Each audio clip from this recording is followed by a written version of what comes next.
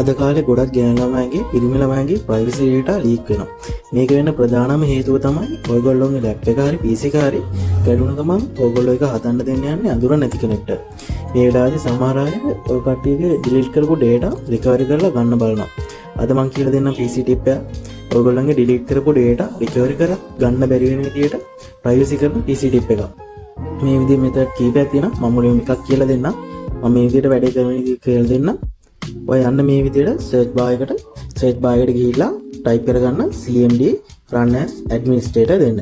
ඊට පස්සේ මේ විදිහට කමාන්ඩ් එක දෙන්න cyber/w ඊට පස්සේ ඔයා privacy data delete කරපු disk එක.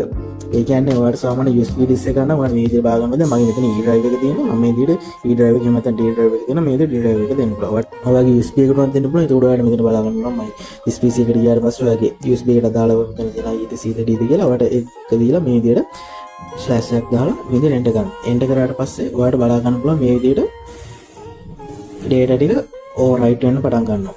මේ විදිහට ඔයාගේ delete කරපු data recover කරන්න බැරි පටම secure කරගන්න පුළුවන්. මේ වගේ වටින වීඩියෝ බලන්න අනිවාර්යෙන් මතක තබා මාව subscribe කරලා තියාගන්න. ඒ වගේම ඔයාගේ ආරම්භ දැනගන්න මේ වීඩියෝ share කරන්න. එහෙනම් ඊළඟ වීඩියෝ එකෙන් හම්බෙමු. සියලු දෙනාට සුබ දවසක්. Have a nice day.